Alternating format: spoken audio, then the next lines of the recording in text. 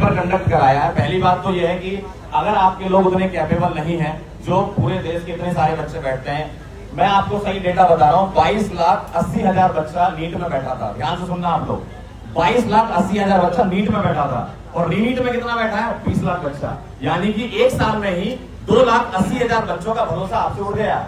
और ये 3 महीने के अंदर, 2 महीने के अंदर हुआ ये।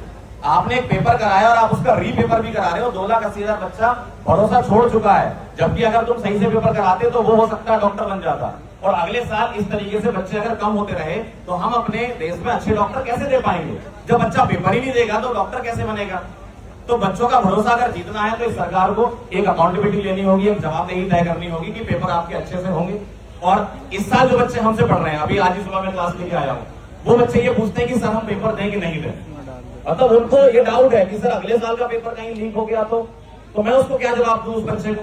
तो मेरे पास भी तो जवाब होना चाहिए एज ए टीचर कि मैं उस बच्चे को जवाब दे पाऊं कि नहीं बेटा तुम्हारा पेपर बहुत अच्छे से होगा, बहुत अच्छे से सारे पेपर कंडक्ट हो रहे हैं। मेरे पास भी तो जवाब होना चाहिए उस चीज का। और अगर सारे बच्चे इस तरीके से, ऐसा नहीं कि नीट का पेपर लीक, बहुत सारे पेपर लीक हो रहे हैं, ऐसे ही पेपर लीक होते रहे तो कैसे आप भरोसा कर सकते हैं सरकार पर? कैसे आप अकाउंटेबिलिटी सेट कर सकते हैं कि नहीं हमारा पेपर अच्छा होने वाला है या हम अच्छे से पेपर दे पाएंगे? एज ए टीचर मुझे तो बहुत दुख होता है। आप लोगों को भी इतना दुख होना चाहिए कि भाई आप अपनी आवाज उठाओ। बहुत अच्छी बात है, काफी लोग यहाँ पर आए हुए हैं, है ना। आप अपनी आवाज बुलंद रखें। 20 तारीख को यहाँ से सीधे संसद भवन की तरफ जा रहे हैं। क्यों? क्योंकि वो लोग हमारी बात सुन ही नहीं रहे। यहाँ पर सोनम सर बैठे हुए हैं। सोनम सर पिछले 19 दिन से हंगर स्ट्राइक पर हैं। अगर एक दिन इनको खाना नहीं मिलेगा ना तो रोने लगेंगे। ये इंसान 19 दिन से यहाँ पर बैठा हुआ है। तो अगर आप सोचो ऐसा इंसान जो, भाई अगर मैं आपको सही बताऊं ना, जितनी इज्जत इस सरकार ने सोनम सर की है ना, जितनी इज्जत की है उससे कहीं लाख गुना ज्यादा इज्जत बाहर के लोग करते हैं। बाहर के लोग बुलाते हैं इनको, बाहर के लोग इनको अवार्ड देते हैं और हम इनको पहचान नहीं पा रहे हैं। भाई आपके घर में ही कोई हीरा छुपा हुआ है, आप कह रहे हो हम तो बाहर से हीरा लेके आएंगे।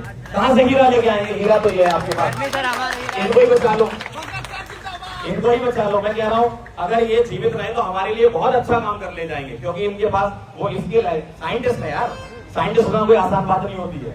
बहुत सारा काम किया है इन्होंने, लद्दाख में भी बहुत सारा काम किया और आज हमारे साथ यहाँ पर खड़े हुए हैं।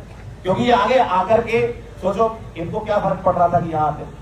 और लोग बोलते हैं कि इनको सत्ता का लालच, काय का लालच है भाई? सत्ता चाहिए होती सर कब का ले लेते, अपनी खुद की सत्ता बना लेते। सर बात कर रहे हैं व्यवस्था परिवर्तन की, सर बात कर रहे हैं आप लोगों की, हम लोगों की, हमारे परिवार की, हमारे बच्चों की, इस देश की। तो अगर ये सब बातों के लिए ये यहाँ पर आ सकते तो हम लोग क्यों इकट्ठे नहीं हो सकते?